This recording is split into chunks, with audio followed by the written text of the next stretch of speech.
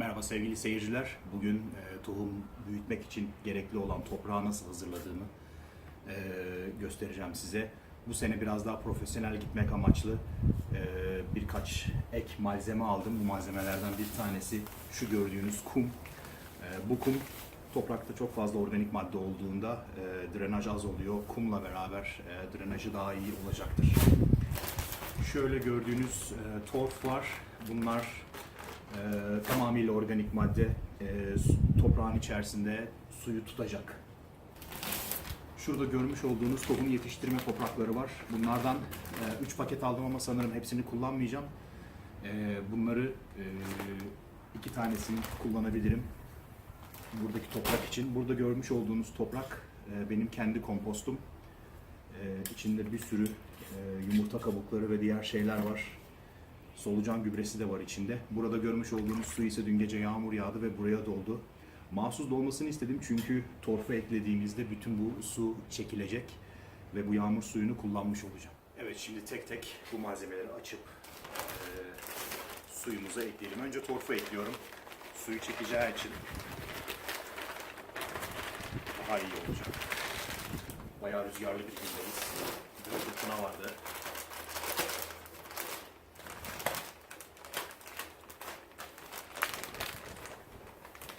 Rüzgarlı günlerde kompostla uğraşmak oldukça zahmetli oluyor.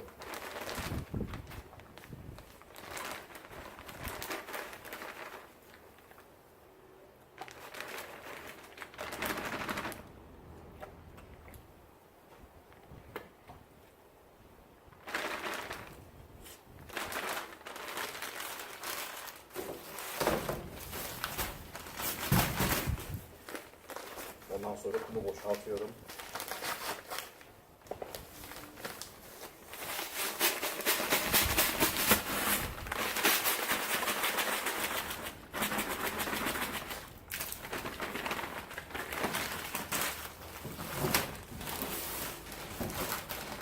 Her boşaltmadan sonra tabii biraz karıştırmak gerekiyor.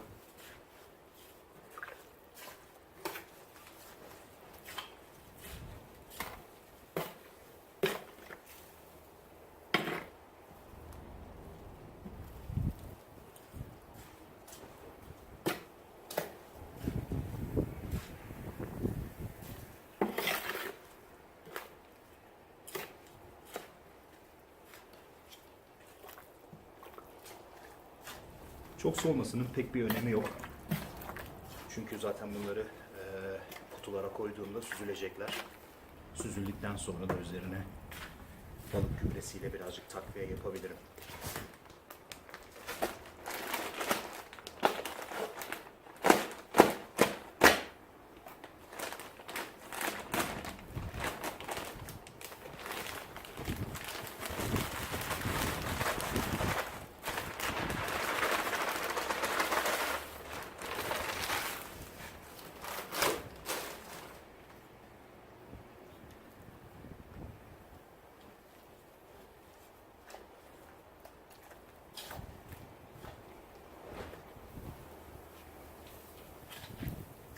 Bir tane daha açmamız gerekiyor.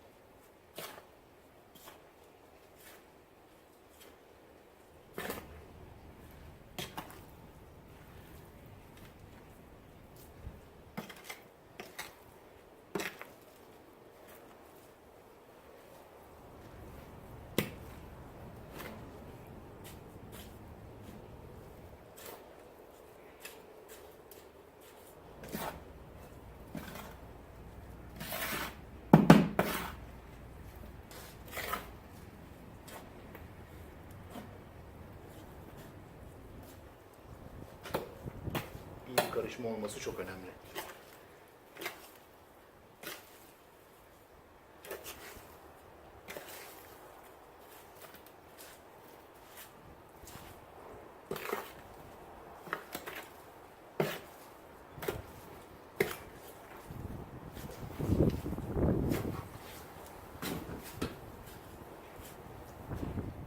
Evet.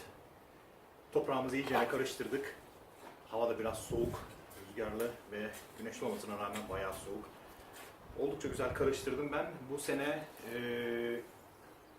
tohumları büyütmek için şu plastik kutuları kullanıyorum. Bu plastik kutular tamam plastik ve iyi değil çevre için ama bu ülkede tahta bulunmuyor ve tahtadan da herhangi bir tohum yetiştirmek için kutu yapamıyoruz. O yüzden bu plastik kutuları bu sene tercih ettim. 10 tane falan aldım sanırım toplam.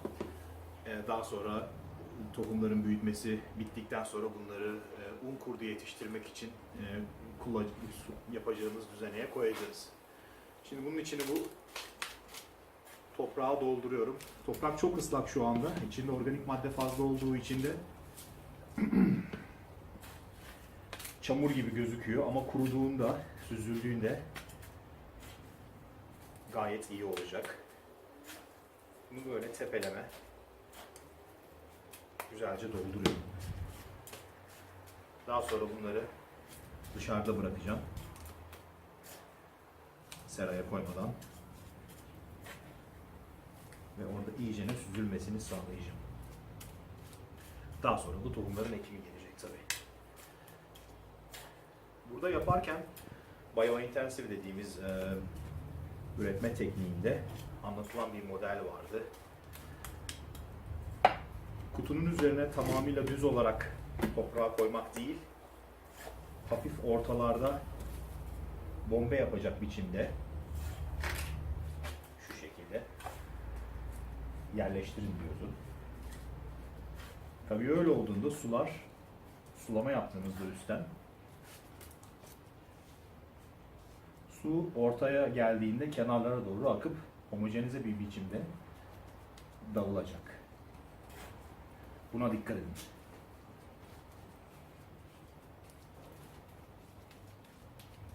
Şöyle epey fazla biçimde dolduruyorum çünkü bu suyu süzüldükten sonra neredeyse çamur gibi duruyor.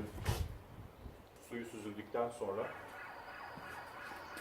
zaten aşağı doğru inecek. Evet. Bunları doldurmaya devam edelim.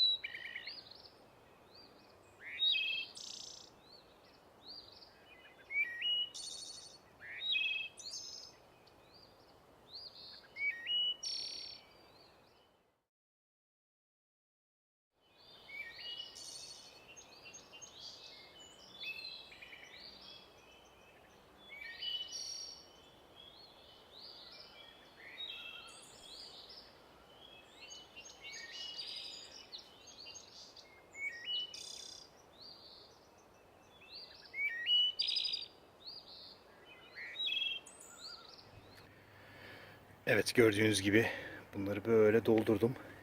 Hepsi hazır. Biraz suları süzüldükten sonra tohum ekimine geçeceğim. Tabii havalarında biraz daha ısınması gerekiyor. Havalar iyi gidiyor ama henüz daha oldukça soğuk. Bu arada burada ektiğim elmaları görebilirsiniz. Şunlar elma ve naşi tohumları. Şu tarafta armut tohumları. Şunlar. Arada tabii bir de marul çıkmış. Burada başka tohumlar vardı gene. Bunlar büyümeye devam ediyor. Ağaçlarımız neredeyse tomurcuklandılar. Çıkıyorlar. Burada bir tane limon tarzı bir şeyimiz vardı. Burası böyle büyüyor. Evet, gördüğünüz gibi doğal afetler sonucu Bazen de yaptığımız tüm işler böyle heba oluyor. Şurada birkaç tane kalmış. Yaptığım bu tohum tepsilerinden birkaç tanesi kalmışlar ama pek çoğu da yerlere inmiş. Bugünkü işimiz oturup bunları düzeltmek. Haydi bakalım, kolay gelsin. Evet, sanıyorum rüzgarların yarattığı, oluşturduğu kazadan geriye güzelce döndük. Gördüğünüz gibi şu anda neredeyse bütün tohumlarımı tekrardan ekmiş bulunuyorum.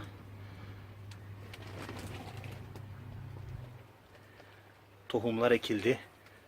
Tabii 3-4 tanesi devrilmemişti. Bu devrilmeyenlerin içerisinde marullar vardı. Marullar büyümeye başlamışlar bile. Şurada görebilirsiniz. Marullar çıkıyor. Bunlar güzel marullardı. Kırmızılı, kırmızılı yeşilli. Enteresan şeyler. Freckles diye geçiyor. Çilli marul. Şurada da çıkan birkaç tane var. Bunlar yavaş yavaş büyüdükten sonra havalarda ısınır. Havalar ısındıktan sonra toprağa transfer edilecekler. Evet, bir kazanın ardından tekrar kaldığımız yerden devam ediyoruz.